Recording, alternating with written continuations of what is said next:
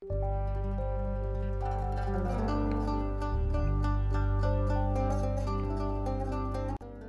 عليكم ورحمة الله وبركاته.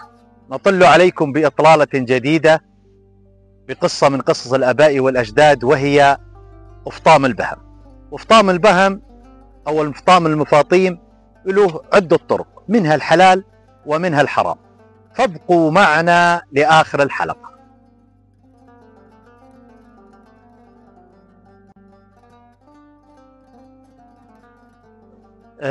اخواني، الفطام كانوا زمان الناس لما كانت عندها غنم كانوا يودوا بدايل، والبدايل يعني انا اودي عندك 15 عبور وانت تجيب عندي 15 عبور، واللي يقوم بالعرض هو اللي يودي ويجيب، يعني يودي 15 عبور عند سين من الناس ويروح ب 15 عبور، يقعد من 45 يوم تقريبا ل 55 60 يوم، يعني شهرين، بعدين يرجع ويجيب عبره. طبعا المفقود مو هو مطلوب، يعني اللي تموت، اللي ياخذها ذيب، اللي تطحل هذه بحظ راعيها، يعني ما له شغل اللي مفطم عنده. هذا الفطام للي بده يربي قراقير. فطام الحرام اللي هو للسمار، يجيبوا الصخل ويبذحوا لسانه بالشفره او بسكينه حاده ويقطعوا لسانه ويفتحوه من هالنصين، يبطل يقدر يرضع، يدمي له ساعتين زمان وبطل. بس هذا الفطام حرام لانه لا تغيروا بخلق الله. الفطام الثاني اللي هو الشمله.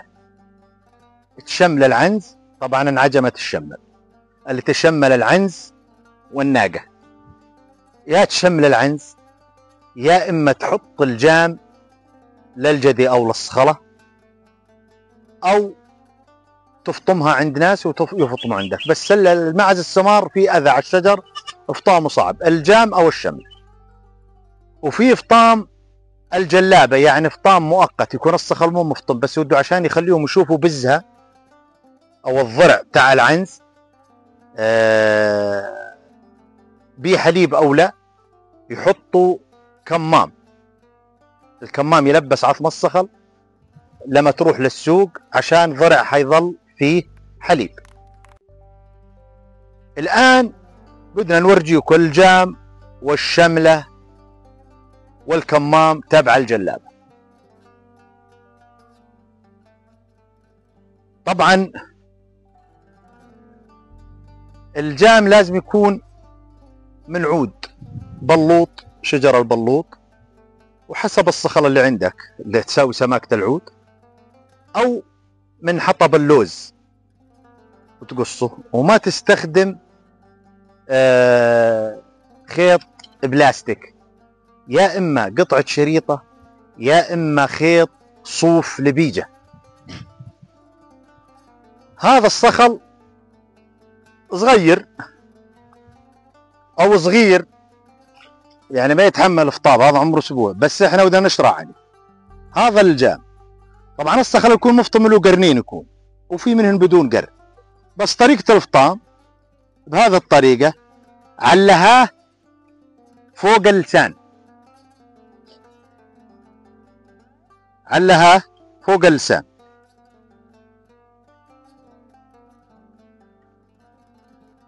طبعا هذا الصخل صغير، ما حصلنا صخل كبير. فطام الجلابة قلنا لكم فطام مؤقت بهذه الطريقة اللي هي الكمامة.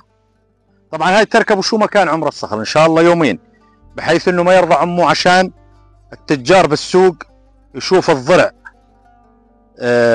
يكون فيه حليب.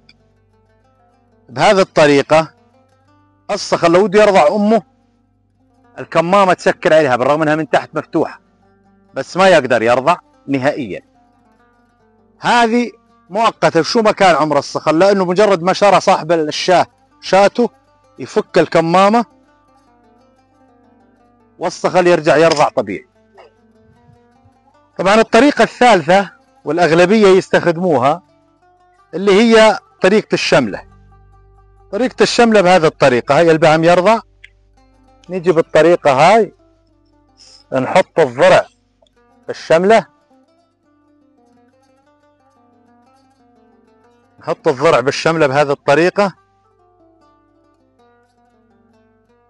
وعشان ما تقع والغنم راعية يكون لها حبل أطول يصل لرقبتها بهذه الطريقة. بهذه الطريقة الآن البهم ولا بأي شكل من الأشكال يقدر يصل الضرع أو يرضع، لأنه مغطى بقماشة، والقماشة مثبتة على الظهر وبالرقبة. هاي طريقة فطام الغنم أو المعز لما مودك تودي تفطم عند ناس، لأنه بالوقت الحالي أغلبية الناس عندها كميات قليلة من الغنم وحشرتها بحيشان أو بمزارع، والعلف غالي، ما في ناس يودوا يفطم عند ناس. الأغلبية تستخدم طريقة الشملة